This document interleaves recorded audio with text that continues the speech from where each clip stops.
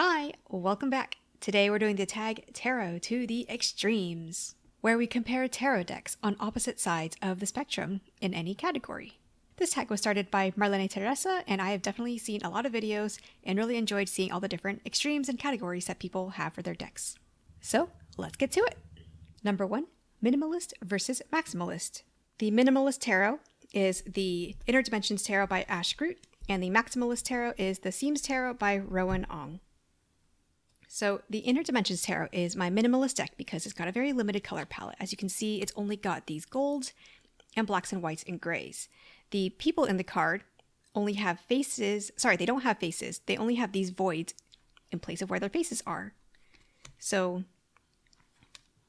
also there are not, there's no suits in the deck, or there are suits, but they're described through alchemical symbols. So you've got these triangles basically, and they're labeled by elements rather than by the suit. So instead of wands, we've got fire. Instead of cups, we've got water, etc., etc. Visually, it's just very minimalist. There is not a lot of descriptive scenery in the cards, but it feels like there is just the essence of the card being shown here through these cards. This deck does not strictly follow Rider-Waite-Smith imagery or meanings, so it does go its own way a little bit, and I haven't worked with this deck too much to know the system or to know the meanings of the cards too much, but definitely it not following the Rider-Waite-Smith traditions, I feel like that adds to the minimalism a little bit, because it doesn't feel like there's as much pressure or desire to stick to the original card meanings, or well, the Rider-Waite-Smith card meanings, I want to say. So look at this, interesting. This is the 5 of water, I want to say. Another example here is a chariot. So instead of having the typical 2 horses or the 2 forces symbolizing the duality, I guess the duality of the forces that we have to tie together and move along forward, we just have a single horse here in the chariot card. Here we have the 3 of water. So this is the minimalist tarot deck in my collection, the Inner Dimensions Tarot. My maximalist deck pick is the Seams Tarot. This I just featured in another video where I flipped through all the cards and guessed each card. This one was put together by multiple different artists from multiple different Southeast Asian countries.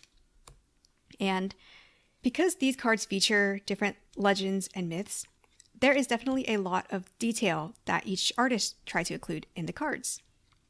So it is a very maximalist deck because there is a lot to look at, and sometimes it feels like I don't even know where to start looking at or what to make of this card. There are a lot of different myths and legends and stories featured throughout these cards as well, so each card has its own backstory, and because each art was created by someone else, the visual style can seem a little bit all over the place as well sometimes. This deck is definitely harder for me to read with because of how disjointed it can kind of feel and how much richness and depth there is in the cards. So right now, what I plan to do with this deck is just keep generally using it and just getting used to the imagery, and hopefully I will be inclined to learn more about the myths and read the guidebook more one day. But as a deck itself, it is definitely very much a maximalist tarot deck. So that is the Seams Tarot. And let's quickly take a few cards and just flip them side by side just to see the comparison between these two. How one seems so simple and one seems so unsimple? So detailed, I want to say. So detailed. Yeah, so that's minimalist versus maximalist. Number 2, daytime versus nighttime. For my daytime deck, I chose the Mystic Mondays Tarot, and for the nighttime deck, I've chosen the Dream Vision Tarot. The Mystic Mondays is my daytime deck because it's got a very vapor wavy kind of vibe and just very summery colors. I feel like I could imagine going to the sunny beach and bringing this deck out and just reading it while the waves are lapping at my feet and while the sun is shining down upon me. I feel like the gloss of these cards also gives to the daytime vibes. It just makes it feel very sunny and very open and very, approachable in a way. I feel like this deck also gives I would associate it with the summer season because it just feels very open and very carefree like just, I don't know, kind of party vibes, party vibes. So this is the daytime deck I've chosen, the Mystic Mondays Tarot. And the nighttime deck is the Dream Vision Tarot because it's got much more dreamy vibes. I know when this deck was first coming out last year or the year before, people were comparing this to the Mystic Mondays a lot. And this definitely gives me more nighttime vibes. It's the nighttime counterpart to the Mystic Mondays deck. The imagery is a lot dreamier. The lines are not as harsh or defined as I feel like on the Mystic Mondays deck. For example, this coloring here is a lot more diffused and blended together than the Mystic Mondays lines and coloring. So this feels like more of an expansive, dreamlike landscape. I feel like the fogginess around these cards makes me think more of nighttime. It makes me think of clouds. It makes me think of just what I imagine ethereal, celestial, dreamy beings to look like, I guess. So this is my nighttime deck, the Dream Vision Tarot. They both have very similar holographic edging. And here's a very quick side-by-side look at them both. Daytime versus nighttime here. Oops. The cardstock on the Mystic Mondays is a lot harder to shuffle because it's a bit bigger than the Dream Vision Tarot. So, I don't know if you're getting daytime and nighttime feels like I am, but that's what I'm getting. Daytime versus nighttime. Number 3, best shuffle versus worst shuffle. This reminds me of a video I did some time back where I was shuffling every single one of the tarot decks in my collection at the time. And one of the decks I rated the best shuffle was the Weird Cat Tarot. And a few decks were tied for the worst shuffle, but in the interest of not repeating decks here, I'm choosing the Gentle Thrills Tarot as the worst shuffle. Here is a demonstration of the Weird Cat Tarot best shuffle, one of the best shuffles in my opinion.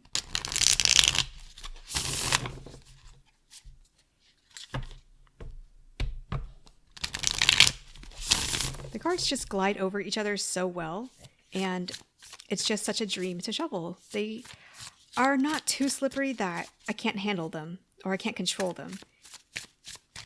So, one more time here. The best shuffle. I love these riffle shuffles. And even though I don't use this deck regularly, the fact that it shuffles so well is a big reason why I still keep the deck. It's just really, really nice to handle. So that is the best shuffle I've got, the Weird Cat Tarot. But the worst shuffle, unfortunately, is the Gentle Thrills. First of all, look at the size of this deck compared to my hands here. Second of all, the cards hardly bend at all. Gosh, that is so painful to shuffle. Because it's so big, the overhand shuffle is also really hard to handle as well. So that is unfortunately the worst shuffle. I would, if you don't believe me, let me do it one more time. All right. I can't even do the bridge part, the other part. But let's look at a few cards side by side just for the sake of looking at them. Literally look at the size difference. Oh my goodness, that is huge. I just got the Gentle Thrills in recently. I got it in February for my birthday, and I am really loving the loud colors. I do really like the borders and how it looks.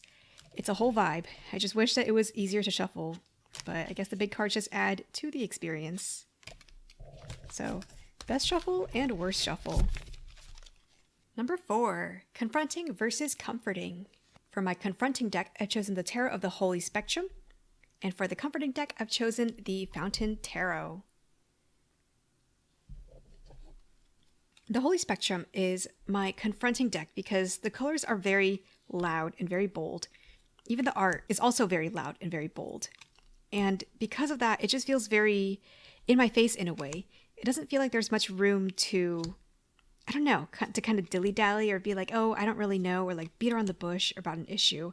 This deck feels extremely confronting, both in concept and in imagery, or in the colors, I guess. Visually and psychologically, it feels very, very confronting. So it is just a deck that I don't use very often because it's a bit confronting and it feels a bit harsh to me. It just feels like a bit much. But now that I've kind of conceptualized it this way with these prompts, though, I feel like I want to be more aware of when I need a more direct and harsh message from this deck, and so I'd like to pull it out more for that reason. I just never realized why I wasn't pulling it out until I conceptualized it with these prompts. So thank you to Marlene for helping me with that. So yeah, this is the Confronting deck, the Tarot of the Holy Spectrum. Sheesh, look at that 10 of Swords. Now, on the other hand, my Comforting deck is the Fountain Tarot because the imagery is a lot less harsh and less vibrant and less saturated as the Holy Spectrum. Surprisingly, I was not into this deck for a long time, but when I saw Katie Flowers post a video about this deck, she used it for like a good month and showed it in various spreads and various readings, and I suddenly got really into it that way. I was like, oh, I actually really see the value in this deck now that you mentioned it. The fact that the colors are a little bit more muted and there's more white and fuzziness in the cards, that actually helps it feel more comforting to me. It doesn't feel as in your face and direct as the Holy Spectrum does. And even though some cards are definitely a little bit strange, like this one, it's still, I don't know, it makes sense to me, and it helps me see the light in a way that doesn't feel too in your face. I think the vibes of the imagery, like this one, for example, and this card over here, it feels very smooth and very, very watery. It feels like I'm just treading water, or I'm like wading in the water. It doesn't feel like I'm being thrown into the deep end or being thrown into like, I don't know, thrown into the underworld, like the Holy Spectrum kind of makes me feel. So this is my Comforting deck, the Fountain Tarot. And here's a side-by-side comparison. We've got lots of color over here, and there's still color over here. It's just illustrated very differently. This would be a really cool pairing, honestly, and I would love to try doing a reading with both of these decks together. I'm putting that on my bucket list.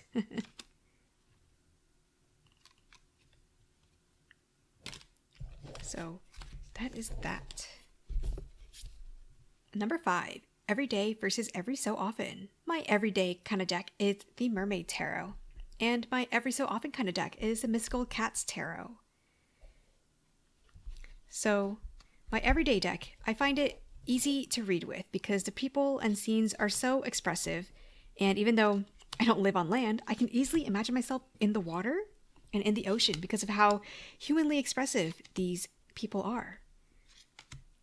I love the different scenery that these depict. I feel like even though I don't, of course, live in the water or I don't experience finding, a random sword on a sunken ship, and I don't experience being surrounded by all these turtles and fish and sunlight under the water. I feel like I can still imagine myself there, and the vibes of this just feel very easy to read with.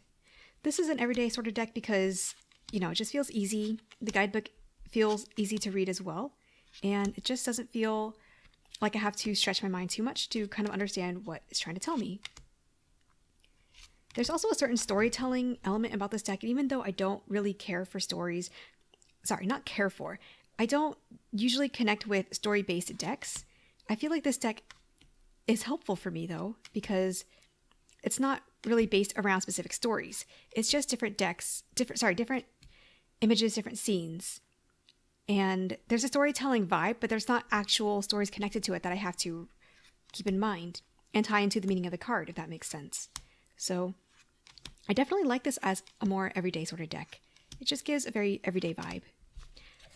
All right, obviously I'm just going to say everyday until you get the point, but it's just an everyday deck. That's the Mermaid Tarot.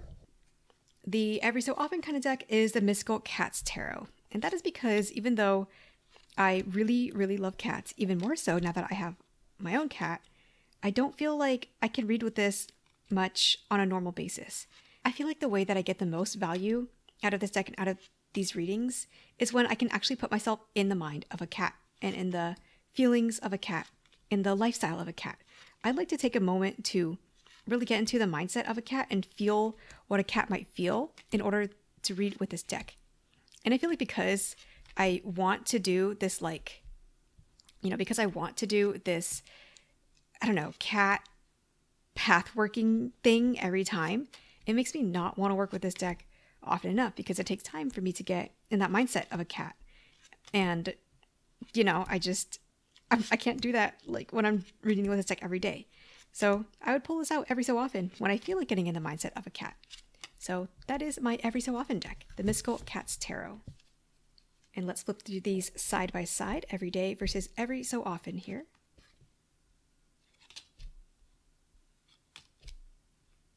They're both by Llewellyn, and they have very, very similar cardstock. Or similar as in pretty much the same cardstock. So, it's a fun, very different couple of decks. Number 6, overrated versus underrated. So first, I will define the terms. Overrated to me is basically I thought I would use and enjoy this deck a lot more than I actually did. So it's basically like I had high hopes for it, but the reality doesn't line up. I'm really not using this deck as much as I thought I would. And underrated to me is basically I thought I wouldn't like it, but surprisingly, I do like it and use it. So the overrated deck is sadly the Moon Crystal Tarot, and my underrated deck is the Vivid Journey Tarot. So why the Moon Crystal Tarot is overrated to me? First of all, I will admit, I bought this because the creator was having a sale. And you always know that half the things you get on sale are things that you didn't really want or need in the first place. I was eyeing it for a little bit and, I thought the sale would be a good chance to try it out. And, it was a good chance to try it out. But the thing is, the moment that I got this in the mail and I opened it, I just could not connect with the art. It's just not my art style. It's not the Sailor Moon vibes I was expecting. Like, all of the Sailor Moon stuff is here, but I just don't think the art is particularly my style. And I was also disappointed to find that this was basically a Rider-Waite-Smith clone. That's definitely on me for not looking at walkthroughs before buying the deck, but again, there was a sale and I was like, oh, maybe the sale will help me take advantage and get the deck and whatnot. But yeah, this is unfortunately overrated to me. Sailor Moon is one of my favorite franchises and series and vibes and aesthetics and everything. But the fact that this is a Rider-Waite-Smith clone, I'm just not into this deck. I even tried using it for a full month or a full week even, but after one reading, I was done. I just couldn't click with this deck. And what also disappoints me about this deck is that I paid so much for it, but it's a Rider-Waite-Smith clone. And also the guidebook doesn't talk as much about the cards as I thought it would either. I was hoping that the guidebook would talk about the choices for why these characters were chosen for these specific cards, or at least name the characters, even just a name, because I don't remember who a lot of these cards are. But the guidebook doesn't mention that. It doesn't mention anything related to Sailor Moon, and I'm just disappointed. I thought I would be using this more. I thought I would enjoy it more because I love Sailor Moon, but this just wasn't the deck for me. And I have seen other Sailor Moon decks on the market as well, on Etsy and on Kickstarter, and I just haven't clicked with them as much as I thought I wanted to either. So I just don't think any Sailor Moon deck is going to be for me. So unfortunately, my overrated deck is the Moon Crystal Tarot. Now, my underrated deck, surprisingly, is the Vivid Journey Tarot. And I will say, when I first got this deck, I thought it was really cute. And then I did a few readings with it, and then I was like, okay, I think I'm done with it. I'm ready to move it on already. This card in particular made me laugh though, because this person looks so freaking smug with their 9 cups here. But yeah, I thought I would rehome this after just a few uses because this was another deck that I did not look at the full walkthrough of before buying. And so I was disappointed to find that some of the court cards, for example, were not what I thought they were. The Knight of Pentacles, for example, all of the knights are the same. Let me see if I can find the knights here. Okay, I found all 4 knights, and here's what they look like. So we've got the Knight of Pentacles, and the Knight of Cups over here, the Knight of Wands, and the Knight of Swords over here. And you can see that they're all pretty much the same knight. There's not anything. I mean, their faces are kind of different, but their whole poses are kind of the same. Their outfits are different, but their poses are kind of the same. And their facial expressions are kind of the same. Well, except for this Swords guy here. He's more determined looking than the rest of these knights.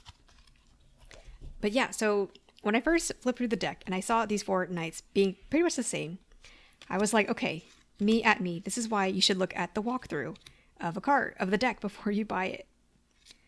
And after, doing some readings with this, after looking at the art, I was like, okay, I think I'm ready to just let this go. It just feels so simple. It doesn't feel like my vibe. It doesn't feel like anything that I would really enjoy. The thing is, I never got to rehome it. I listed it for sale a couple of times, and no one bought it yet, obviously, because I still have it. And then I kind of realized, I think there's still more that I want to work with with this deck. There's still more that I want to do with it. I'm not ready to let it go yet. I think the colors are so cute. The art is different from what I have. There's a nice charm to it. It's kind of simple. It's not super like detailed or ornate, but it gets the job done. It's got highlights and shading in the right parts.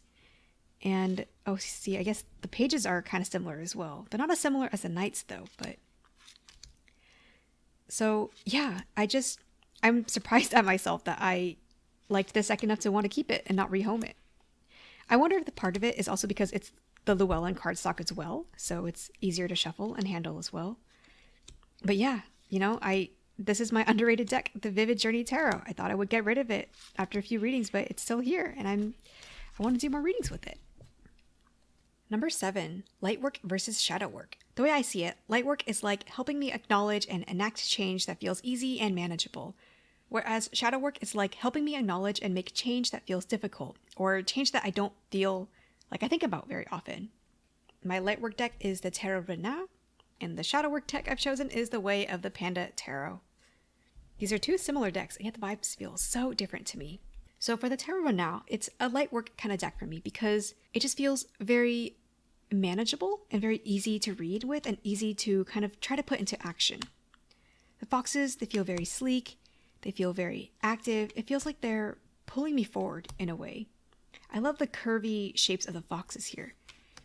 And there's a lot of illustration in the scenery around these cards as well.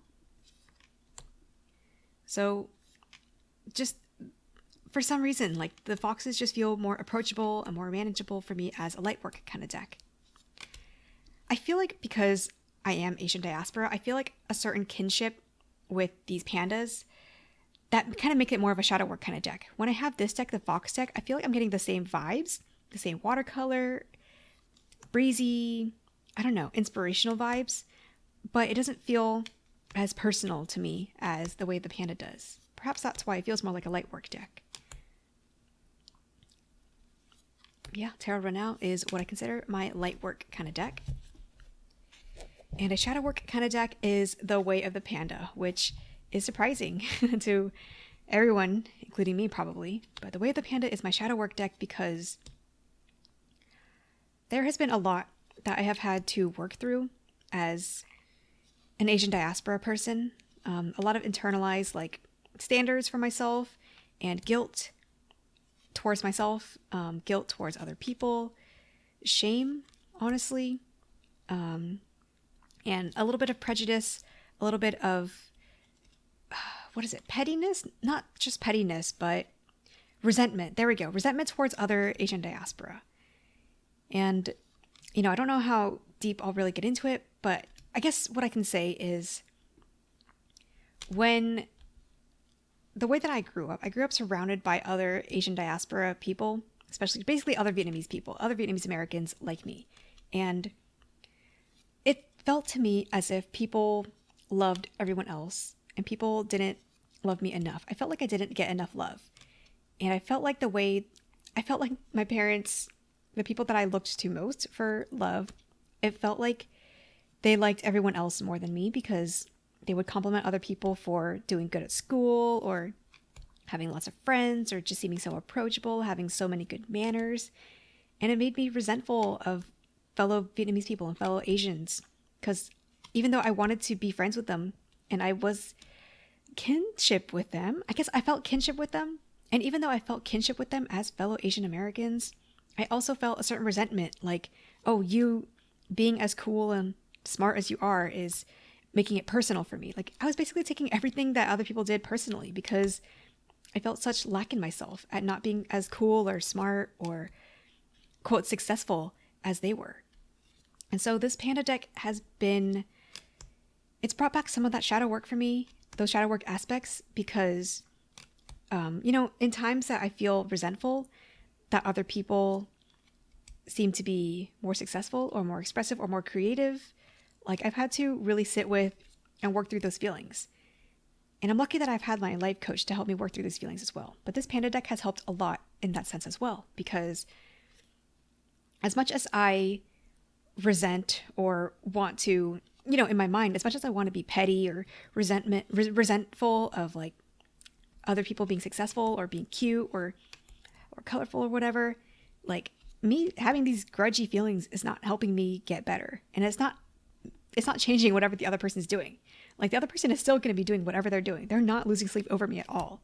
So that is one aspect of shadow work that I've had to face with this deck. You know, just the idea that, like, I am Asian, and I can also be my own brand of Asian. You know, I don't have to be like smart. I don't have to be very nerdy. I don't have to be the best at whatever I'm doing. I don't have to be a high achiever. I can just be me. I can just do the things that I want to do. I can just be silly. I can be different. I can be strong, like some of these pandas are strong. I can be nerdy, like some of these pandas are nerdy. I can be cool. Some of these pandas are very cool. And I can just be me. I don't have to have a label. I don't have to box myself in to any sort of box that I feel like other people are already in. So I don't know if that made any sense. But, you know, this deck, it is definitely my marriage material kind of deck, my happily ever after, my shadow work kind of deck, because it challenges me in all the right ways that I need to be challenged. And it also helps validate me in all the ways that I need to be validated. So this deck and Kim's work, the creator's work, has just been so valuable and so helpful for me that I just, in ways that I can't even really describe. So that is my shadow work deck, the Way of the Panda. And let's do a quick side-by-side comparison, right? Got the Way of the Panda here and the Tarot Renau here. Just beautiful, beautiful watercolors here. Oh, what a dreamy, dreamy pairing of decks. These are my top two decks for sure. So it's my light work and my shadow work decks. So those are my picks to the Tarot to the Extremes tag. Thank you again to Marlene Teresa for making this tag. It was pretty fun picking out my decks for each category and just pairing them together in a way that I did not expect. So I definitely like to try pairing these decks together in readings in the future. That is all for today. I hope to see you in another video. Bye!